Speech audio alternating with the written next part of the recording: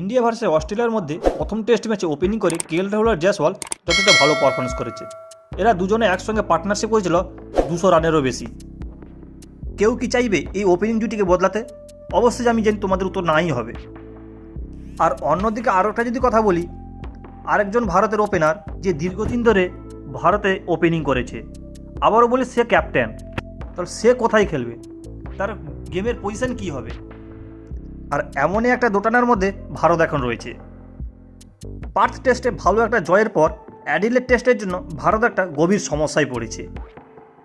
আর এই সমস্যাটা যে কি সেটা অবশ্যই তোমরা বুঝতে পারছো, ব্যাটিং অর্ডার নিয়ে সমস্যা হচ্ছে। রোহিত শর্মা দলে আসতেই এমন একটা সমস্যা দেখা দিয়েছে, আগের জুটিকে ওপেনিং করাবে না রোহিত শর্মা ওপেনিং করবে, এমনই একটা দোটানার মধ্যে ভারত এখন রয়েছে। পার্থ টেস্ট জয়ের পর অ্যাডিলেড জয়ের জন্য টিম ইন্ডিয়া এখন লাগাতার প্র্যাকটিস করছে। যশস্বী জয়সওয়াল, কেএল রাহুল, বিরাট কোহলি, রোহিত শর্মা, ঋষভ পান্ট এরা সবাই এখন প্র্যাকটিসের মধ্যে রয়েছে। কেননা ভারতে এখনও পর্যন্ত অনেক প্লেয়ার রয়েছে যারা এখনও পর্যন্ত পিঙ্ক বলে টেস্ট ম্যাচ খেলেনি, তাই তারা এখন পিঙ্ক বলে টেস্ট ম্যাচ খেলার জন্য প্রচুর প্র্যাকটিস করছে।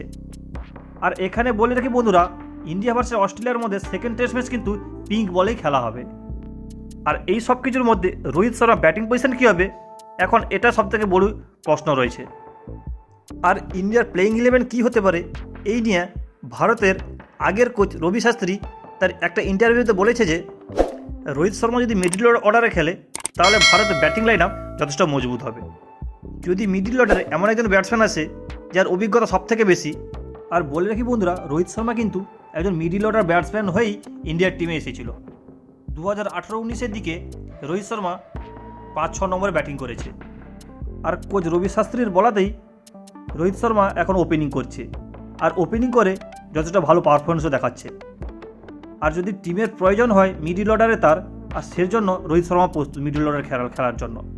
আর অনেক এক্সপিরিয়েন্স ক্রিকেটারও বলছে রোহিত শর্মাকে এই ব্যাটিং লাইন আপের সঙ্গে একটা পরিবর্তন যাতে না করে, কেননা এই ব্যাটিং লাইন আপ যথেষ্ট মজবুত। অস্ট্রেলিয়ার মাটিতে অস্ট্রেলিয়া হারাতে গেলে এই ব্যাটিং লাইন আপটাই প্রয়োজন ভারতের। আর একটা আনুমানিক প্লেইং 11-এর কথা বলতে গেলে, যেখানে থাকবে লোকেশ রাহুল, জয়সওয়াল, শুভমন গিল, বিরাট কোহলি, ঋষভ পান্ট, রোহিত শর্মা, নীতিশ কুমার রেড্ডি, ওয়াশিংটন সুন্দর, জাসপ্রীত বুমরা, মোহাম্মদ সিরাজ, হর্ষিত রানা, এদের সবাইকে আমরা অ্যাডিলেড টেস্টে প্লেইং 11-এ দেখতে পারি। তো বন্ধুরা, তোমাদের মতে ভারতের প্লেইং 11 কী হতে পারে, আর রোহিত শর্মা কোন ব্যাটিং লাইন আপে খেলবে? তোমাদের মতামত প্লিজ আমার এই চ্যানেলটিকে সাবস্ক্রাইব করে কমেন্ট করে জানাবে। দেখা হচ্ছে নেক্সট ভিডিওতে।